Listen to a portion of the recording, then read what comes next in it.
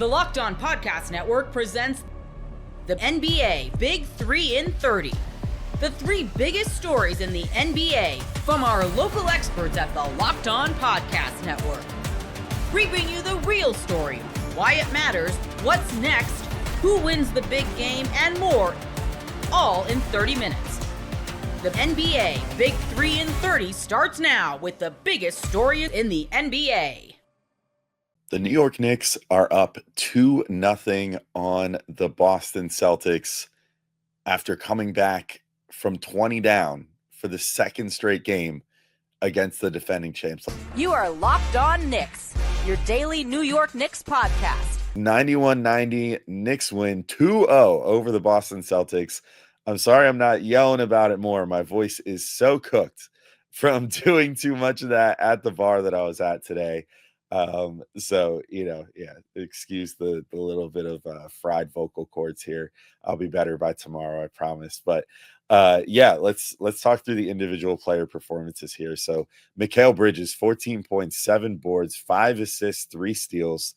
Got to give him his props again, mostly because I spent most of the game sitting at this bar with my friends lamenting Mikal Bridges, and all of us did, being like, dude, like, you got to make some shots. Like, you got to do something here, like on offense, because he was playing good defense again, but it was just like you weren't getting anything out of him on offense. And he literally scores all 14 of those points in the fourth quarter. The Knicks clearly have some fourth quarter risers on this team. Jalen Brunson, obviously the clutch player of the year, but Mikal Bridges has been coming through in fourth quarters. OG Anunoby has hit a game winner already for them this year. Karl-Anthony Towns set some big fourth quarters throughout the year. They've got some guys that can carry you across the finish line. Mikal Bridges is no exception. And the final play was just fantastic defense from him. You know, once again, ending a game with Mikal Bridges bottling someone up and ending with the ball in his hands instead of theirs on what should have been a last second game tying or winning shot attempt. He just completely shuts that down. And again, you know, I'll give him credit again, and I'll get to him in a minute, but like Mitchell Robinson, great point of attack defense on that final play to funnel Tatum to where they wanted him to go. Then great job by OG getting onto Tatum closer to under the hoop, like more towards the baseline where Mitch had funneled him. And then Mikal, great instincts, knowing exactly when to cheat over from Jaylen Brown and where exactly he had to be to snatch the ball from Tatum. He does that. Tatum is clearly like realizes he's bottled up, panics, starts trying to pass the ball out. Mikal just gets one of those big long arms up there, grabs that thing, pulls it in tight, and then tosses it down the court to Jalen Brunson as the last 3 seconds run off. Just a fantastic final play from all three guys involved, and just proof positive of like the Knicks are real blessed right now to have those three guys on the same team and able to deploy this like defensive death lineup when they need it down the stretch of a game, along with Deuce McBride too, along with Josh Hart. You know, just they have a nasty 5-man unit that no team should want to try to have to score a final bucket on. And clearly a very clutch defender in Mikal Bridges. But I mean, I don't want to like underscore it too much, but 0 for 8, 0 for his first 8 going into the fourth. And then he starts hitting from mid-range. Things open up from there. Then he starts hitting 3 suddenly. Just an enormous effort from Mikal Bridges. So shout out to him for getting that done. And also for Tibbs for kind of empowering him to run the offense a little bit in the fourth quarter, which little bit of mixed results. Like, it wasn't perfect. I think that I think the Celtics exploited a little bit the fact that his ball handling isn't quite like peak, but all in all, solid. Like, it was a good strategic adjustment. And, you know, I think that Bridges did a really good job with it. Speaking of guys who did really great in the role that they were cast in today, I don't even think his name's come up yet. And that's a shame because he literally led the Knicks in scoring. But Josh Hart, 23 points, 9 of 15 from the field, 3 of 6 from 3, 6 boards, 3 assists, just stepped up to every challenge that Boston put in his way as far as leaving him alone, trying to get in his head in that way, trying to, you know, make him doubt himself. Josh clearly did a little bit early on. Like, you could tell he was a little reluctant to shoot, though he did hit a 3 in the first quarter, which was great. But then down the stretch again, you know, during this big run by the Knicks, he hits 2 big threes. And like, I think Gavin and I talked about it in our last episode. Like, Gavin posed the question, like, does Josh Hart need to shoot more threes for the Knicks to win this series? And I was kind of like, I don't think he needs to shoot more. I think he needs to, because he shot 5 in the last game. This one he shoots 6, I believe, was his total 3. Yeah, it was 3 of 6 that he shot. So didn't really shoot too much more or too many more in terms of 3-pointers, but made them. I think that's the main thing. Like, if he's taking that many threes per game and he can make like 3 of them, they're going to come at pretty big moments, because the Celtics are going to try to force the ball to him when they don't want to give anyone else a chance to score the basketball, and it's going to be on Hart to occasionally burn them from 3 enough that they kind of stay honest on him late in games, and then also to attack off the dribble and get his points that way too. Did so much of that in this game. Really did a good job of getting inside, finishing, had some really nice cuts. Like, one in particular stands out to me where he got a really nice pass from Brunson. Brunson was kind of stranded on the right side of the court, and Hart just cuts in from the left. Brunson hits him with a great pass. And then Hart goes up with a reverse layup around Luke Cornett, which is not easy. Just a fantastic look from him there. And then, finished like a crazy person around the rim, just unstoppable in that regard. But yeah, otherwise just Josh Hart things, good job of getting boards when the Knicks needed them, and flying around the perimeter, contesting shots, like kind of being almost like the free safety. Because, obviously Mikal and OG are dealing with some of the tougher man assignments at points, although he picked up Brown for a little while in this game and did fairly well on him too, but just a great job from Josh Hart all around.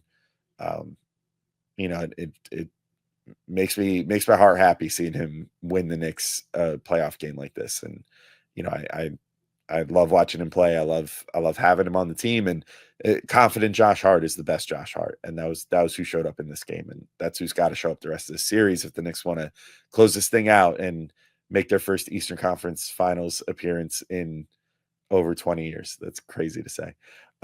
Mitchell Robinson, 6 points, 8 boards, 3 steals. And I think got to give Mitch the love he deserves here.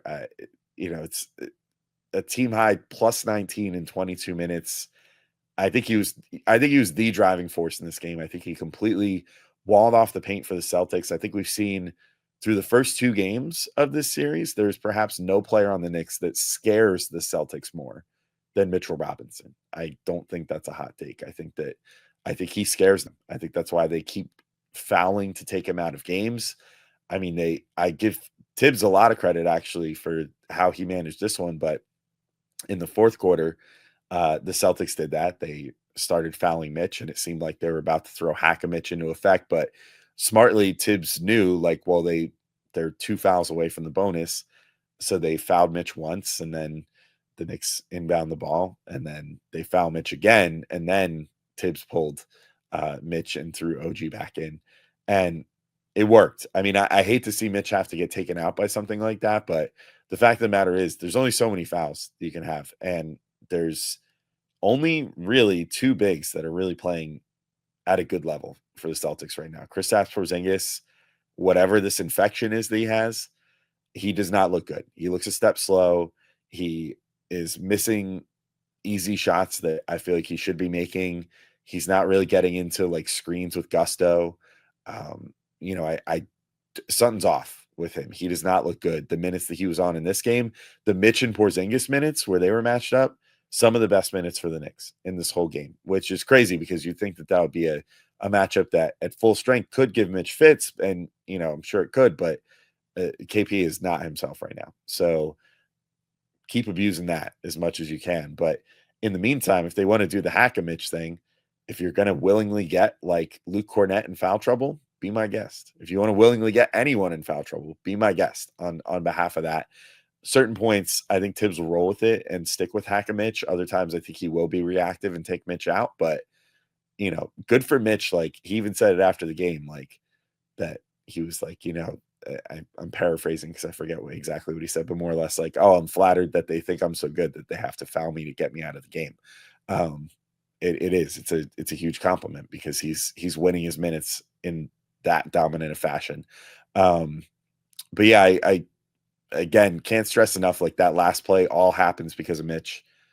I think that's the greatest utility that he offers, is that he can switch on to anybody and he can contain them, and he can keep them contained on the perimeter. He can potentially block a three. That ability has never left him. And he's definitely great at just being big, using those arms, using his body, directing a guy where he wants them to go, and then guiding them, in this case, right into the jaws of a buzzsaw, with OG and Mikhail on the other side of the court, where he just got swallowed up by them. So yeah, I mean, just a phenomenal defensive game by Mitch. I mean, getting on the floor, getting steals, had a really nice one on Pritchard where he just kind of like blew up Pritchard's spot early and just like took the ball right away from him.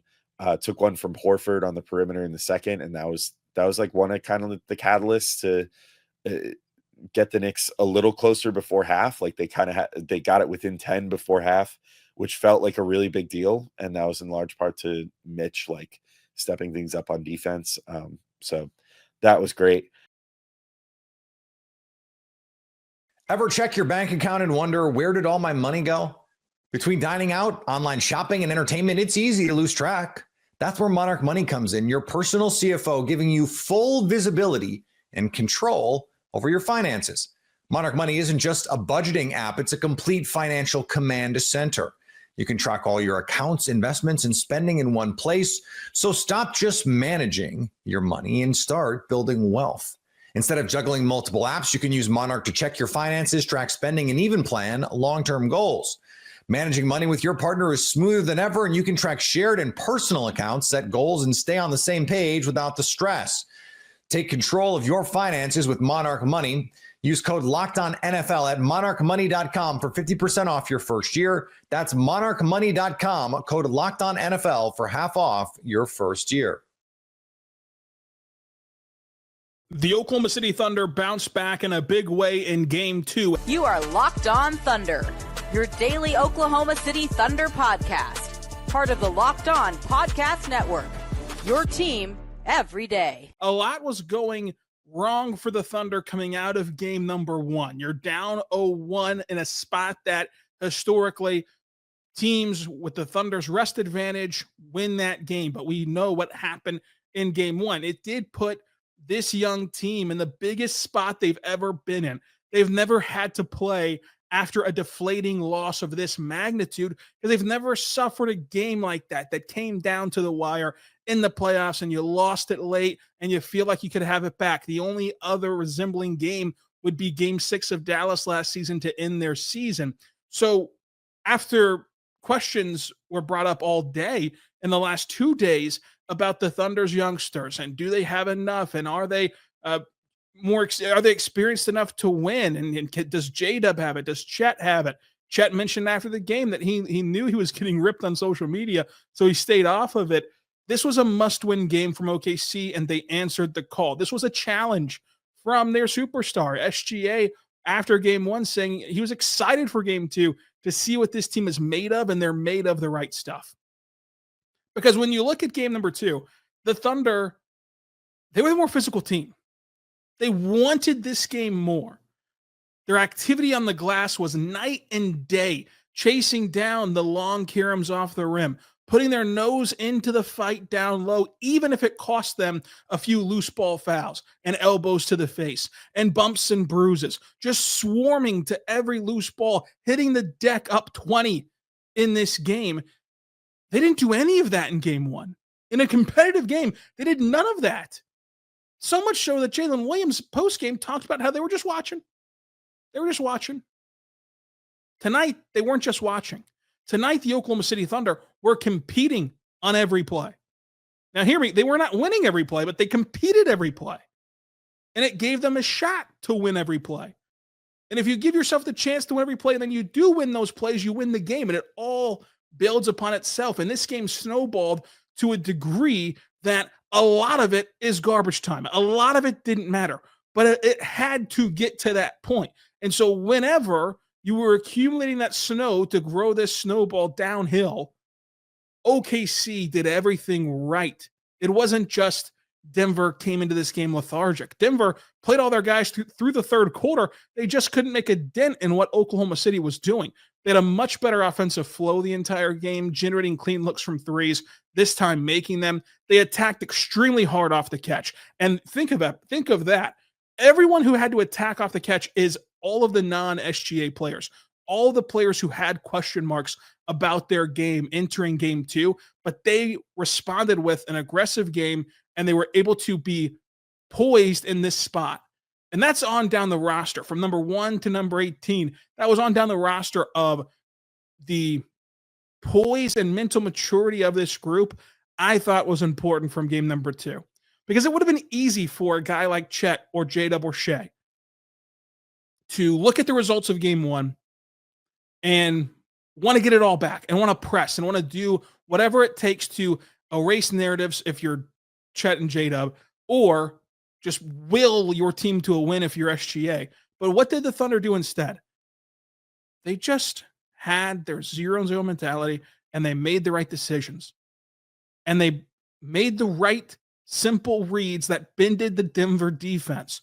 And they did that especially well off of SGA and his scoring gravity, which, if you're keeping track at home, was the very thing that we talked for the last 2 podcasts about them not having that rhythm and flow offensively when Shea was in the game. They did so tonight. And this looked like the team that you saw for the entirety of the regular season and for that Memphis series.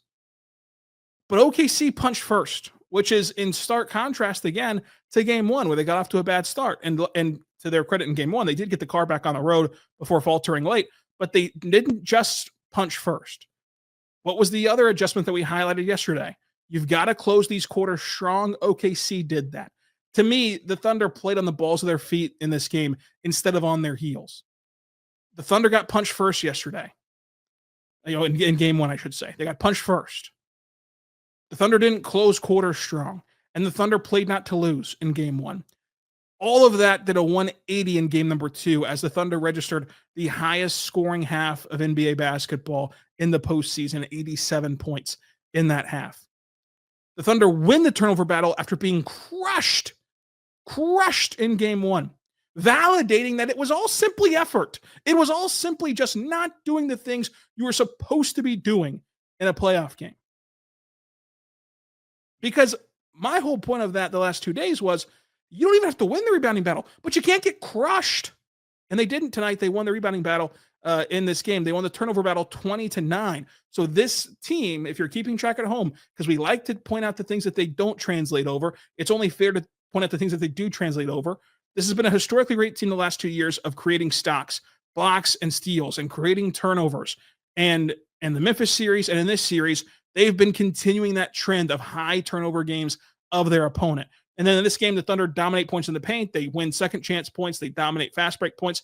And the Thunder made 50% of their shots, 56% to be exact, 44% of their threes, 91% at the free throw line. The Thunder are too talented. They're too good that if you put out those shooting numbers, you're going to win. You're going to beat anybody. Now, what made it look horrendous was that Denver shot a measly 37% from the floor, 40% from 3, and 78% at the free throw line. But none of this is possible. All of the things that's led to this point of talking about how the Thunder turned this series around and swung this series in a big way, whereas you canvass the league and see these eye-popping results and the parity that's been bred across the association of the Thunder are the only team in the second round who's had home court advantage and has won a game to this point. Boston's down 0-2. Cleveland's down 0-2. Scaling your business requires the right expertise at the right time. With Upwork, you can find specialized freelancers in marketing, development, design, and more, experts ready to help you take your business to the next level. Upwork gives businesses flexibility by connecting them with top freelance talent across multiple industries, including IT, AI, web development, and marketing. Whether you need extra hands for a project or a long-term partner, Upwork makes hiring simple and affordable. Posting a job is free and simple, and within a day, you'll have multiple qualified candidates to choose from. And you can create cost-effective growth for your company instead of hiring full-time. Upwork helps find affordable, top-tier freelancers to scale your business efficiently. Visit Upwork.com right now and post your job for free. That's UPWORK.com to connect with top talent and grow your business today. It happened again. The Boston Celtics collapsed again. They're down 0-2 to the Knicks. How did this happen again to the Celtics? The Celtics were up by 20 again. And it looked very similar, right? They were up 70-50. The Knicks hit a 3. The Celtics answered. It was 73-51. Very similar to game 2, which was a couple minutes earlier in the third quarter, but the Celtics went 72-52. The Knicks hit a 3. The Celtics answered. It was 75-55. And then the Knicks started walking down the lead. They did the same thing here. And then the fourth quarter happened, and it was an unmitigated disaster. A disaster. The Celtics went 8 minutes and 21 seconds. 8 minutes and 21 seconds without making a basket. Peyton Pritchard hit a 3 with 8:40 to go. Then the next basket the Celtics made was Jason Tatum, a dunk with 19 seconds to go. How is that possible that the Celtics, this offense, this high-powered offense, I sat here and was like, oh, yeah, the Celtics are going to feel all this unencumbered against this Knicks defense, which is okay, but not great. And yeah, the Celtics going to have some fun here. The Celtics going to be more like themselves. And you cannot score. The Boston Celtics cannot score a bucket in more than 8 minutes in the fourth quarter against the New York Knicks. What is your problem? So the Celtics offense again disappeared. Just like game 1. The Celtics scored 23 points in the third quarter and 16 in the fourth. In game 2, it was 23 points in the third quarter and 17 in the fourth. 2 straight games of fourth quarter 16 and 17 points. That is unacceptable. It's unacceptable. And this is where I start to get like, this time I'm worked up. Because I laughed off that first game because I thought, okay, outlier shooting, bad, just a bad shooting night. A couple of makes here and there, and this is a different story. And honestly, it's the same, literally the same thing. I could have requeued the last podcast and maybe had AI change my voice to just update the details, and that would have been fine. I don't know if anybody would have known the difference because it's the same story. Although the Celtics weren't just putting up threes, they were attacking. The Celtics didn't attack. The attacking didn't go particularly great either. It's not like the Celtics were getting to the rim with super effectiveness and were scoring and then they abandoned it. That they were not great in the paint. In fact, let's see here. The Celtics were, I'm going to open up this thing real quick and maybe I can share the shot chart. Well, it doesn't matter.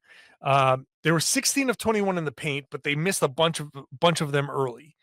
I'm sorry, at the restricted area. They were 5 of 21 outside the restricted area, but they missed a bunch of layups early on.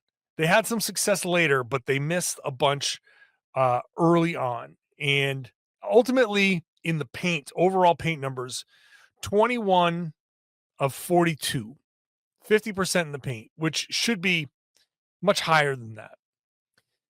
But the Celtics weren't effective in any offensive manner. They just weren't. I just cannot understand the lack of poise And which team out there is the team that won the championship, and which is the one that's learning how to play with each other in the playoffs for the first time? Which one is it? Because I'm looking at the Celtics and saying, boy, if this was last year, I would have understood it. 2 years ago, I would have understood it. Post-championship, I don't understand this performance. Let me quickly explain the timeout before I get into my rant. So the Celtics were down 1, and Jalen Brunson gets the foul on Drew Holiday. Holiday knew it. He was pissed at himself. Celtics down 1, right? 13 seconds to go with 1 timeout. And people are saying, you call the timeout and set up a play. It's the NBA. First of all, it's the NBA. You know your plays. You know what to run. Everybody should be pretty well versed, right? You've had a stoppage with the free throws. Any subs you needed to make could have been made. The Celtics didn't make any. The Knicks made theirs. So you knew what your matchups were going to be. You can call them out. There was no reason to stop and draw things up on a board. You knew you have a bunch of plays that you can set. You have a whole playbook. You have Jason Tatum and Jaylen Brown and Derek White and Al Horford and Drew Holiday. You have guys who have done it. Like I said, they won a championship. So with 13 seconds left, down 1, you push to get down the floor because you want to preserve that timeout in case you miss. If you call a timeout, you go down, you miss, and then you foul, you leave yourself with a full court. So you're down 1. You go down, you miss, you foul somebody, they hit 2 free throws. By the time you inbound it, you have 1-2 seconds to get the ball up the floor. That's desperation.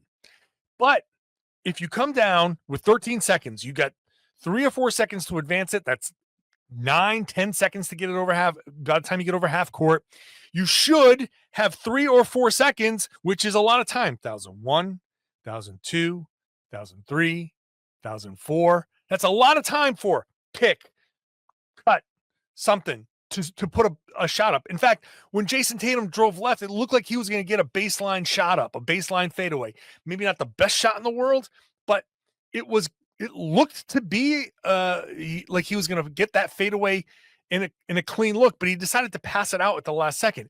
And by the way, side note, when I say Jason Tatum post fadeaways is the playoff shot, that's the Paul Pierce type of play that you should have gone to in that situation. That's why he's Jason Tatum. That's why you have a guy like that to hit those shots in those moments. You got to Paul Pierce that thing. Okay, fine. I thought he was going to take that baseline jumper. So you don't call the timeout because it didn't look like he was stuck. It looked like he was getting to a spot, rising up and shooting. At that point, 4 seconds, the shot goes up, 1,003. It was either going to miss, maybe you get the offensive rebound put back, but if they get the rebound, you get a chance to foul. Even if it's with 1.5 seconds left, at least with the foul, you come down, they hit 1 or 2, then you call the timeout. That's when you call the timeout. Advance the ball, and now you give yourself a second opportunity to at least tie the game or win the game, depending on how the free throw game goes. That's why you hold on to the timeout in that situation. You rely on NBA pros to run a play, which they should be able to do, get a shot off, which they should have been able to do, and then you save the timeout in case you miss. If he hits it, great. Now you play defense for 2 seconds, win the game, go home. It's the NBA. It's not college. It's not middle school. It's not high school. It's the NBA. Trust your players, championship caliber players, to come down and make a play, get a shot off. You save that timeout for the just in case you stay cold and the shot doesn't fall. That's why you save the timeout. That was the right call. I was talking about it on Media Row while the free throw was going on. I was sitting there talking to Bobby Manning of CLNS. He was like, you don't call a timeout, or do you call it? No, you don't call a timeout. You just go. I knew ahead of time you don't call a timeout.